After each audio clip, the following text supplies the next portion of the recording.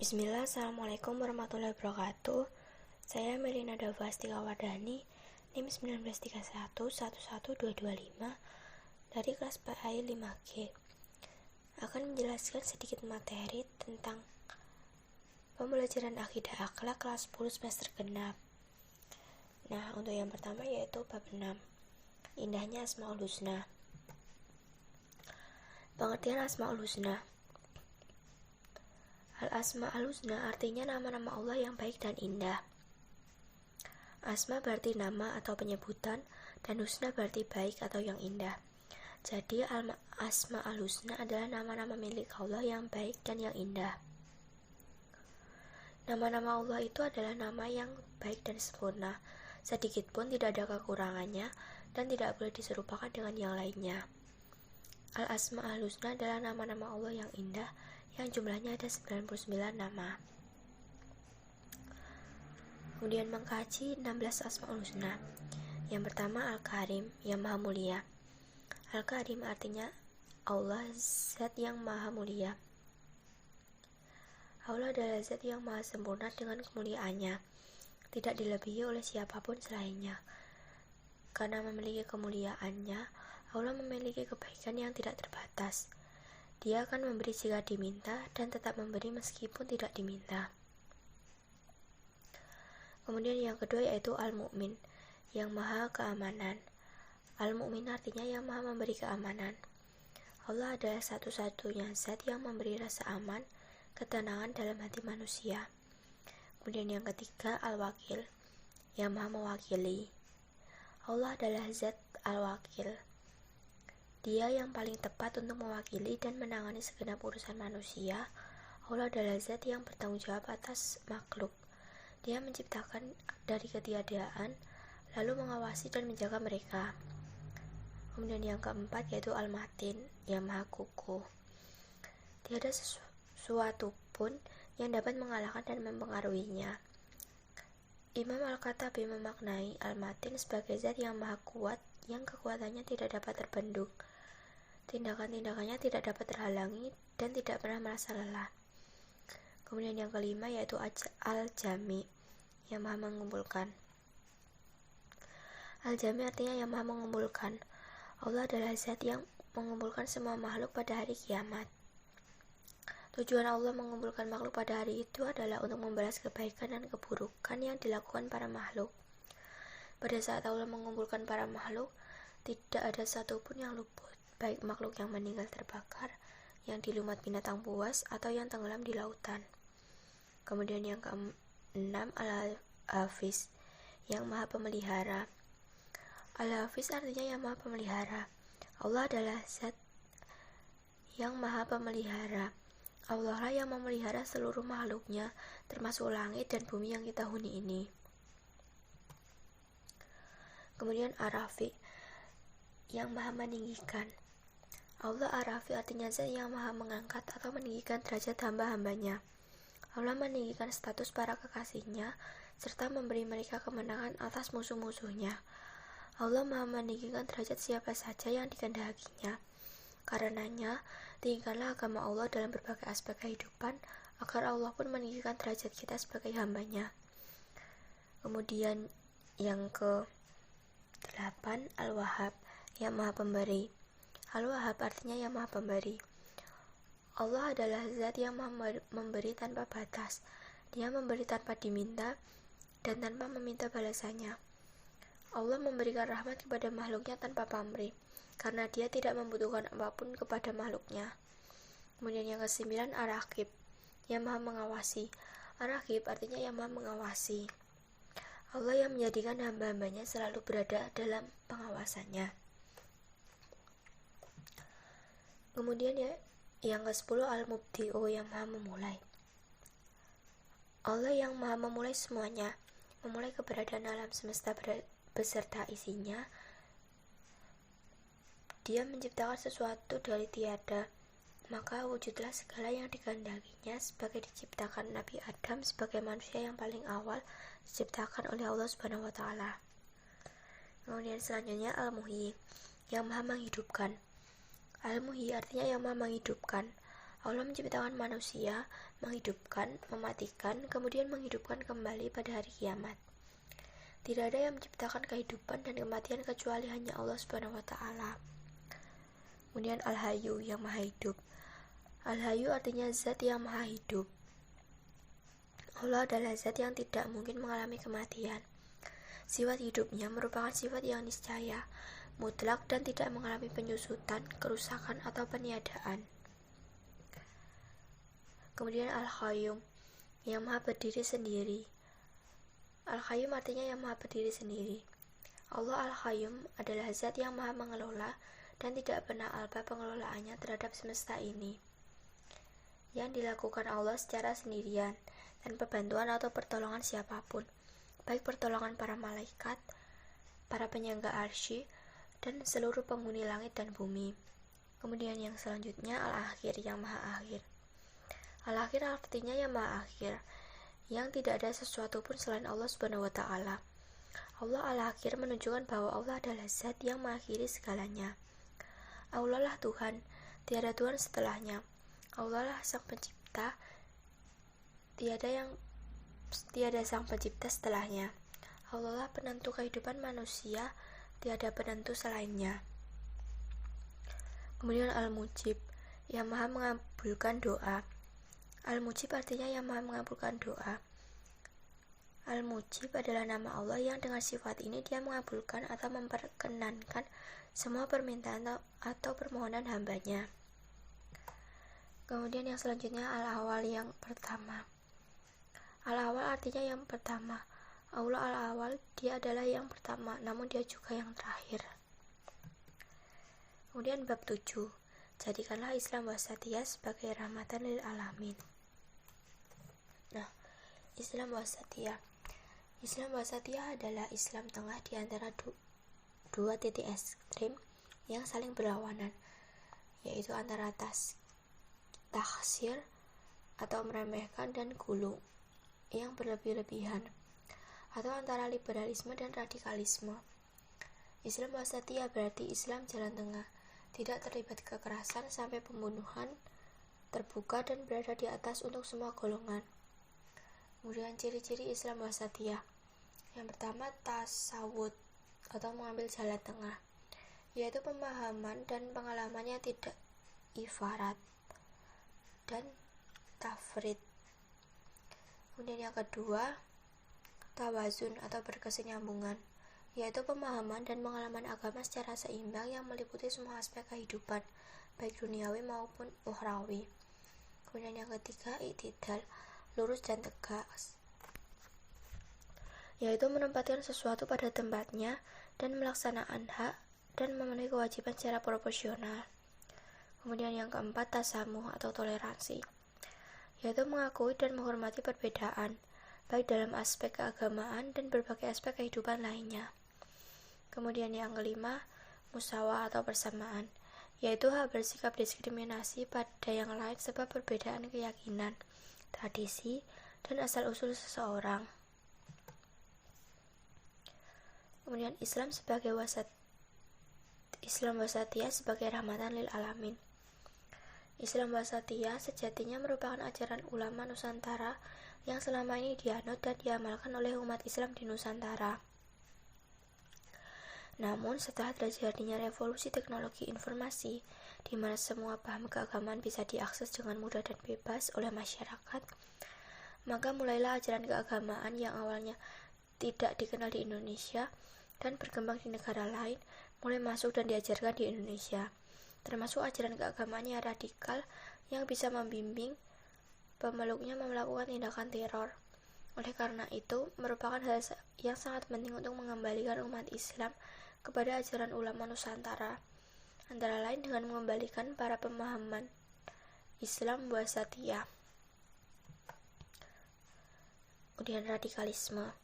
Radikalisme dianggap baik karena memiliki asosiasi atau konotasi positif dengan progresif dan inovatif.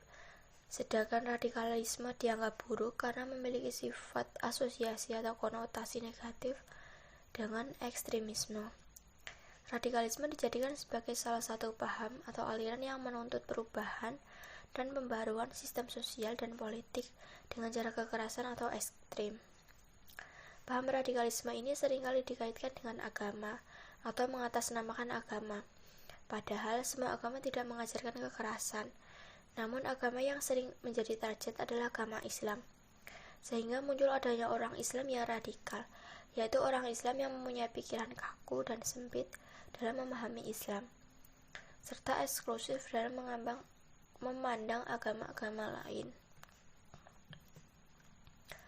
Kemudian ciri-ciri radikalisme: intoleransi dengan orang lain yang memiliki perbedaan pandangan dan mengingkari fakta kebinekaan yang ada di Indonesia. Kemudian yang kedua, sikap berlebihan dalam beragama sehingga melanggar hukum dan norma agama. Kemudian yang ketiga, memaksakan kehendak dengan berbagai dalil termasuk dalil agama. Kemudian yang keempat, menggunakan cara-cara kekerasan, baik verbal atau fisik, yang menumbuhkan kecemasan dan penghancuran fisik kepada orang lain yang tidak sepaham. Kemudian yang kelima, merasa dirinya paling benar sehingga tidak mau mendengarkan argumentasi dari kelompok lain. Kemudian Islam menentang radikalisme. Sikap melampaui batas tidak akan membuahkan hasil yang baik dalam semua urusan, apalagi dalam urusan agama. Di antara sikap melampaui batas adalah sikap radikal dengan segala bentuknya yang menyelisih syariat. Islam melarang umatnya melampaui batas dengan mengamalkan ajaran ekstrim sehingga melebihi batas kewajaran. Kemudian bab 8, ayat menundukkan nafsu syahwat dan gadlab. Nafsu syahwat. Hakikat syahwat, keinginan nafsu adalah kecenderungan kepada sesuatu yang sesuai dengan tabiatnya atau watak dan menjauhi sesuatu yang tidak sesuai dan dicintainya. Akan tetapi sebenarnya keberadaan syahwat pada manusia itu tidak tercela, karena terdapat faedah dan manfaat di dalamnya. Selain itu, tertuju jika manusia melewati batas dalam memenuhi. Misalnya, memenuhi nafsu syahwat dengan melakukan kemaksiatan dari menonton film porno, berpacaran, dan sampai pada perzinahan. Cara menundukkan nafsu syahwat. Yang pertama, meninggikan takwa kepada Allah Subhanahu wa taala dengan menerapi diri dengan rasa takut kepada Allah Subhanahu wa taala. Kemudian yang kedua, dengan mujadalah. Mujadalah berasal dari kata al-jihad, yaitu berusaha dengan segala kesungguhan, kekuatan, dan kesanggupan pada jalan yang diyakini benar. Mujadalah artinya berusaha untuk melawan dan menundukkan kehendak hawa nafsu. Kemudian hikmah menundukkan nafsu syahwat. Yang pertama, menjadi motivasi untuk berbuat baik, beribadah, dan meraih kesuksesan. Kemudian yang kedua, hidup lebih terarah dan terkontrol, selamat dan bahagia dunia akhirat. Kemudian yang ketiga, terhindar dari perbuatan keji dan munkar. Kemudian yang keempat, disukai banyak orang. Kemudian nafsu amarah. Amarah adalah pengertian gadab, artinya merasa tidak senang dan patah hati karena suatu peristiwa atau sebab-sebab tertentu. Marah adalah sifat alamiah yang ada pada manusia, namun di antara mereka ada yang bisa mengendalikannya, ada juga yang tidak bisa. Maka itulah Islam mengajarkan untuk bisa mengendalikan marah. Bahaya marah. Yang pertama, bagi diri sendiri akan mengakibatkan tekanan darah menjadi tinggi, sehingga membuka peluang terkena serangan jantung, cepat tua, gangguan tidur, gangguan pernapasan, sakit kepala, stroke, dan depresi.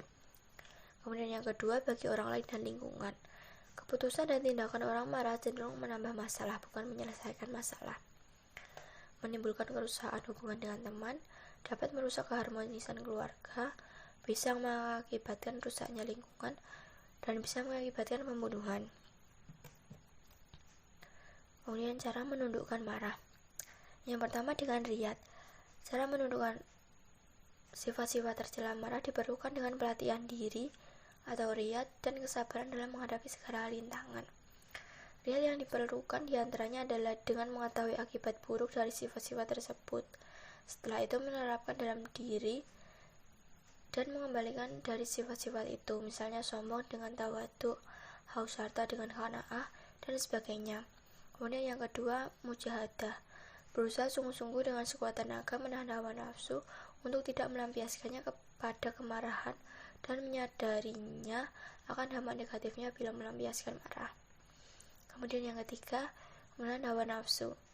Dalam kitab Adab Ad-Dunya wal Din, Imam Al-Muwaddim mengemukakan bahwa beberapa metode penyembuhan marah, yaitu dengan cara yang pertama, menimbulkan rasa takut kepada Allah, dan yang kedua menyadari dampaknya, dan yang ketiga menyadari betapa besar bahayanya bila mampu menahannya. Kemudian selanjutnya, hikmah menghindari marah. Tak tanggung-tanggung, Allah menjanjikan surga bagi mereka yang menahan amarah dan memaafkan. Mereka akan disukai oleh Allah Subhanahu wa Ta'ala, sesama manusia, dan juga malaikat Allah. Kemudian mendatangkan kebaikan ditempatkan di surga. Selain itu, orang yang bisa menahan marah akan mempermudah urusan dan memperlancar rezeki. Kemudian bab 9, menerapkan sifat hikmah, ifah, syaja'ah, dan adalah sebagai pembentuk akhlak karimah. Yang pertama, hikmah. Secara bahasa, hikmah berarti kebijaksanaan, pendapat, atau pikiran yang bagus, pengetahuan filsafat kenabian, keadilan, peribahasa atau kata-kata bijak, dan Al-Quran Al-Karim. Menurut Al-Maghri, dalam kitab tafsirnya menjelaskan bahwa al-hikmah sebagai perkataan yang tepat, lagi tegas, yang diikuti dengan dalil-dalil yang menyingkap kebenaran dan melenyapkan keserupaan. Orang yang dianugerahi al-hikmah adalah orang yang mempunyai ilmu mendalam dan mampu mengamalkannya secara nyata dalam kehidupan. Orang yang benar dalam perkataan dan perbuatan, menempatkan sesuatu sesuai dengan tempatnya, atau adil, dan mampu memahami dan menerapkan hukum Allah. Kemudian keutamaan hikmah. Yang pertama, orang yang mengamalkan sifat hikmah akan merasakan buah dari perbuatannya. Di antaranya memiliki rasa percaya diri yang tinggi dalam melaksanakan dan membela kebenaran ataupun keadilan. Kemudian menjadikan ilmu pengetahuan sebagai bekal utama yang harus dikembangkan. Mampu berkomunikasi dengan orang lain dengan beragam pendekatan dan bahasan. Kemudian memiliki semangat juang yang tinggi untuk menyiarkan kebenaran dengan beramal ma'ruf nahi munkar. Kemudian senantiasa berpikir positif untuk mencari solusi dari semua persoalan yang dihadapi. Kemudian memiliki daya penalaran yang objektif dan autentik dalam semua bidang kehidupan. Dan yang terakhir, orang-orang dalam perkataan dan perbuatannya senantiasa selaras dengan sunnah Rasulullah SAW. Kemudian ifah. Ifah dimaknai sebagai usaha untuk memelihara kesucian diri, yaitu menjaga diri dari segala tuduhan, fitnah, dan memelihara kehormatan. Orang yang memiliki ifah kadang-kadang menghindarkan diri dari hal-hal yang karena menjaga harga diri, seperti meminta-minta untuk keperluan yang sangat mendesak untuk memenuhi kebutuhan hidupnya. Bentuk-bentuk ifah ada 3. Yang pertama yaitu menjaga kesucian diri, yang kedua menjaga kehormatan diri, dan yang ketiga membimbing jiwa penuh kearifan. Kemudian syaja'ah. Menurut bahasa, syaja'ah berarti berani atau gagah. Menurut istilah, syaja'ah adalah keteguhan hati, kekuatan pendirian untuk membela dan mempertahankan kebenaran secara berani dan terpuji. Jadi, syaja'ah adalah keberanian yang berlandaskan kebenaran dan dilakukan dengan penuh pertimbangan. Macam-macam syaja'ah. Yang pertama, syaja'ah harbiyah, yaitu keberanian yang kelihatan atau tampak, misalnya keberanian dalam medan tempur di waktu perang. Kemudian yang kedua, syaja'ah nafsiyah, yaitu keberanian menghadapi bahaya atau penderitaan dan menegakkan kebenaran. Kemudian adalah. Kata adalah berasal dari kata adil, yang artinya tidak berat sebelah, tidak memihak atau menyamakan yang satu dengan yang lain. Setelah berpihak pada yang benar, berpegang pada kebenaran sepatutnya dan tidak sewenang-wenang. Adil artinya sama, seimbang, atau menempatkan sesuatu pada tempatnya. Secara istilah, adil adalah menempatkan suatu kebenaran terhadap dua masalah atau beberapa masalah untuk dipecahkan sesuai dengan aturan-aturan yang telah ditetapkan oleh agama. Dengan demikian, keadilan berarti bertindak tegas atas dasar kebenaran, bukan mengikuti kehendak hawa nafsu. Bentuk-bentuk adalah: yang pertama, adil terhadap Allah. Artinya menempatkan Allah pada tempat yang benar, yakni sebagai makhluk Allah dengan teguh melaksanakan apa yang diwajibkan kepada kita, sehingga benar-benar Allah sebagai Tuhan kita. Yang kedua, adil terhadap diri sendiri, yaitu menempatkan diri pribadi pada tempat yang baik dan benar. Kemudian yang ketiga, adil terhadap orang lain, yakni menempatkan orang lain pada tempatnya yang sesuai, layak, dan benar. Kita harus memberikan hak orang lain dengan jujur dan benar, tidak mengurangi sedikit pun hak yang harus diterimanya. Kemudian yang keempat, adil terhadap makhluk lain, artinya dapat menempatkan makhluk lain pada tempatnya sesuai. Misalnya adil terhadap binatang, harus menempatkan pada tempat yang layak menurut kebiasaan binatang tersebut. Kemudian keutamaan dan kedudukan adalah: yang pertama, terciptanya rasa aman, tentram kepada semua yang telah merasa diperlakukannya dengan adil. Kemudian yang kedua, membentuk pribadi yang melaksanakan kewajiban dengan baik. Kemudian yang ketiga, menciptakan kerukunan dan kedamaian. Kemudian yang keempat, keadilan adalah dambaan setiap orang. Yang kelima, begitu mulianya orang yang berbuat adil sehingga Allah tidak akan menolak doanya. Kemudian yang keenam, mendapat pahala di akhirat. Dan yang ketujuh, meningkatkan semangat kerja. Kemudian bab 10, ayo menjauhi perilaku tercela. Licik berarti banyak akal yang buruk, pandai menipu, culas, curang, dan licin.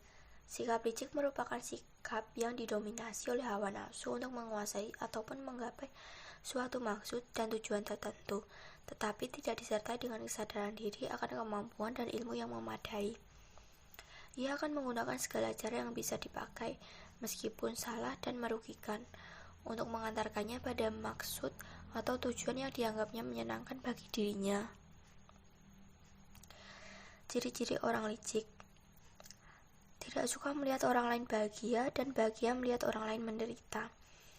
Kemudian berpikir untuk mencelakakan orang lain, mendekat jika dibutuhkan, menghalalkan segala cara, nafsu tidak pernah berujung, pandai menipu untuk memuluskan siasatnya yang licik, kemudian membalas kebaikan orang lain dengan pengkhianatan. Nilai negatif licik: orang yang licik biasanya memiliki suatu suasana batin yang selalu resah dan gelisah. Keinginannya menjadi nomor satu, tidak peduli dengan kemampuannya yang tidak seberapa. Ia akan berusaha menyingkirkan orang lain yang bisa menghalangi ambisinya. Hati orang yang licik biasanya selalu bergejolak dan tidak akan tenang. Kehidupannya jauh dari berkah. Kemudian cara menghindari licik: perbuatan licik bisa diatasi jika dalam hati tertanam dengan kuat nilai-nilai ketauhidan dan keimanan. Kesadaran selalu diawasi oleh Allah akan membuat seseorang tidak berani melakukan perbuatan tersebut, memahami akibat-akibat buruk yang akan menimpanya, dan hendaknya menjauhi teman dan sahabat yang suka melakukan perbuatan tersebut. Kemudian tamak. Secara bahasa, tamak berasal dari bahasa Arab at-tama'u, yang artinya suatu sikap yang tidak pernah merasa cukup, sehingga ingin selalu menambah apa yang seharusnya ia miliki, tanpa memperhatikan hak-hak orang lain. Menurut istilah, tamak adalah cinta kepada dunia atau harta yang terlalu berlebihan tanpa memperhatikan hukum haram yang mengakibatkan adanya dosa besar. Ciri-ciri tamak: yang pertama, terlalu mencintai harta yang dimiliki. Kemudian yang kedua, mengharap pemberian orang lain. Yang ketiga, menambahkan kemewahan dunia. Yang keempat, serakah dalam mengumpulkan harta. Kemudian yang kelima, bersifat bakil, kikir, dan pelit. Kemudian yang keenam, tidak memikirkan kehidupan akhirat. Kemudian yang ketujuh, selalu memikirkan kemewahan dunia. Kemudian terlalu hemat dalam membelanjakan harta Dan yang terakhir, semua perbuatannya selalu bertendensi pada materi. Kemudian cara menghindari tamak. Yang pertama, rajin untuk memperoleh harta yang halal. Yang kedua, usaha maksimal untuk menggapai cita-cita. Harus yakin berapa dan apapun hasilnya yang kita dapat adalah pemberian Allah Subhanahu wa Ta'ala yang terbaik untuk kita. Kemudian yang keempat, tidak mempersoalkan segala sesuatu yang telah Allah berikan kepada orang lain. Yang kelima, selalu berserah diri kepada Allah dan mensyukuri apa yang telah Allah berikan kepada kita. Dan yang terakhir, qanaah terhadap apa yang diberikan oleh Allah Subhanahu wa Ta'ala. Kemudian zalim. Menurut ajaran Islam, aniaya atau yang biasa disebut dengan zalim adalah meletakkan sesuatu tidak pada tempatnya atau tidak sesuai dengan ketentuan Allah. Zalim adalah perbuatan dosa yang harus ditinggalkan, karena tindakan aniaya akan dapat merusak kehidupan pribadi, keluarga, dan masyarakat. Kemudian ciri-ciri orang berperilaku zalim. Orang yang zalim hidupnya akan mencederai hak-hak orang lain dan juga hak atas Allah dan makhluknya. Ciri-ciri mereka adalah suka melakukan kemungkaran, senantiasa mengingkari kebenaran, berpaling dari perintah Allah, melanggar hukum-hukum Allah dan Rasul-Nya, dan gemar melakukan perbuatan tercela seperti dusta, khianat, aniaya, menghina, dan lain-lain. Kemudian penyebab orang zalim. Zalim dapat dilakukan oleh siapa saja, namun biasanya orang yang berlaku zalim itu disebabkan karena lemahnya iman, ingin mempertahankan kekuasaannya, tidak mampu menahan nafsu, dan terlalu mencintai dunia. Kemudian cara menghindari zalim.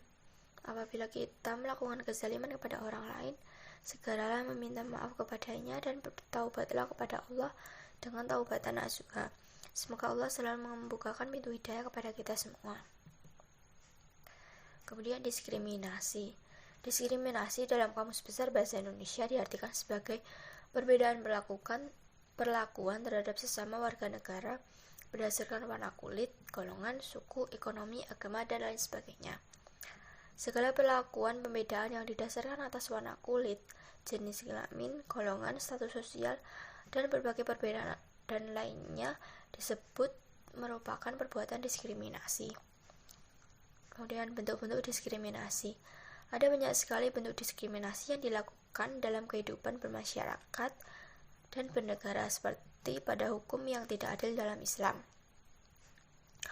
Hal ini terjadi karena manusia umumnya memiliki kecenderungan untuk membeda-bedakan atau mengelompokkan diri.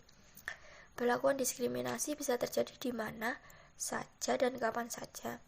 Hal itu disebabkan karena adanya perbedaan karakteristik, suku, ras, kelas sosial, jenis kelamin, agama atau kepercayaan, pandangan politik, kondisi fisik, dan lain sebagainya.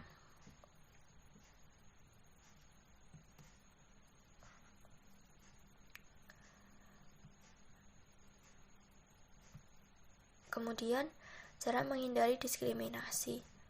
Meningkatkan ketakwaan kepada Allah. Kemudian yang kedua, suka bersilaturahim. Kemudian yang ketiga, bersikap tasamuh. Yang keempat, tidak memaksakan kepercayaan atau kehendak seenaknya sendiri kepada orang lain.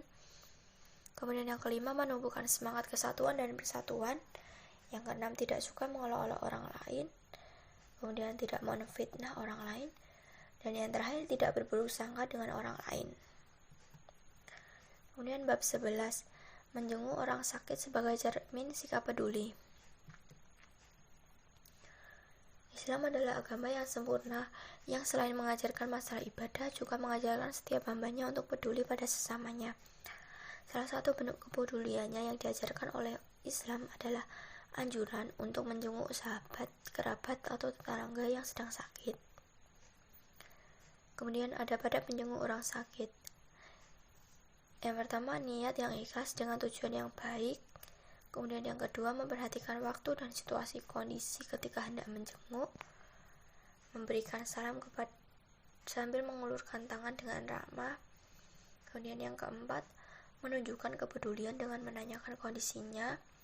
Yang kelima, mendoakan untuk kesembuhan orang yang sakit. Keenam, menundukkan pandangan.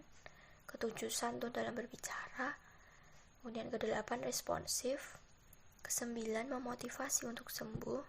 Kemudian yang ke-10, melarang berharap kematian. Kemudian yang ke-11, menasihati agar selalu sabar. Kemudian membimbing dan membantu talqin. Selanjutnya, tidak membeda-bedakan keadaan. Dan yang terakhir, hendaknya membawa buah tangan. Selanjutnya, hikmah menjenguk orang sakit. Menjenguk orang sakit dapat menyadarkan diri bahwa kesehatan itu sangat berharga.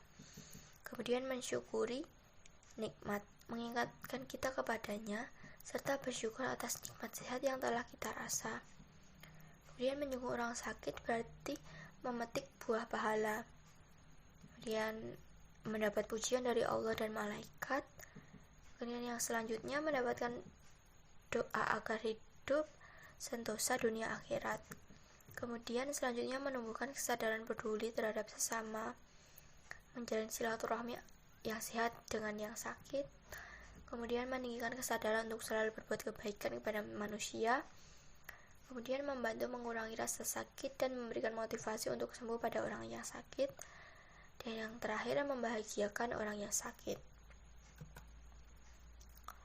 Nah, mungkin cukup sekian penjelasan dari saya. Kurang lebihnya saya mohon maaf. Wassalamualaikum warahmatullahi wabarakatuh.